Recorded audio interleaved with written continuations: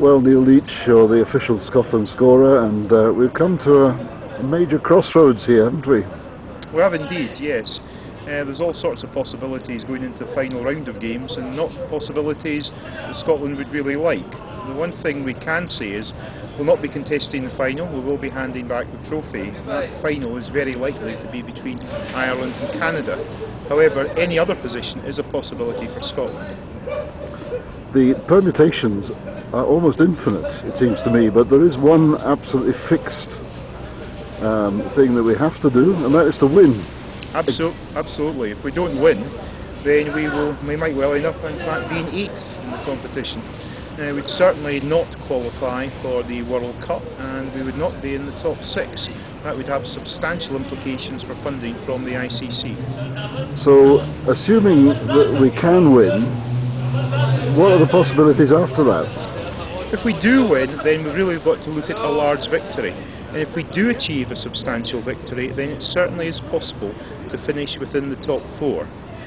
I've done various scenarios on a bit of paper, spent some hours looking at this, and if, for example, we achieved a 90-run victory, and that's a very tall order, we've certainly achieved nothing like that so far, but if we did achieve a 90-run victory, and one of Kenya or the Netherlands lost by, say, 80 runs, then we would finish above that team in the pecking order, and that would put us into the top 4, and that in turn means we would be participating in the World Cup. But we're really grasping at straws here, aren't we? It is. It's very difficult to imagine, given our record so far, that we'd achieve a victory of the sort of substance of round about 90 runs.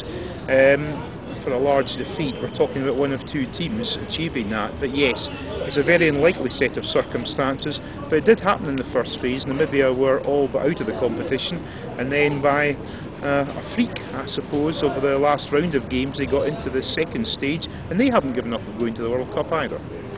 And indeed the UAE have been gubbed, as well as winning by a substantial margin themselves some other games. Yes, UAE and themselves, who we are playing, they've still got hopes of getting to the World Cup, despite the fact they had a couple of very disappointing performances, and in fact they have currently got the poorest net run rate in the competition, and so there'll be no pushovers for us, and in fact if they do beat us, as say the disaster scenario, that's when the funding implications do come into play.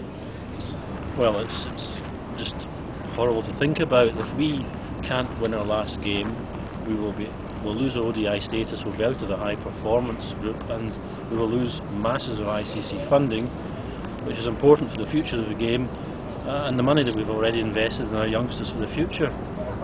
The guys today owe it to the boys of the future to win this game tomorrow, make sure of our status, perhaps even qualify if we're lucky, and then there's something for the boys in the future to play for, and the money we've spent so far has been invested in a good cause, and we will still get more funding in the future.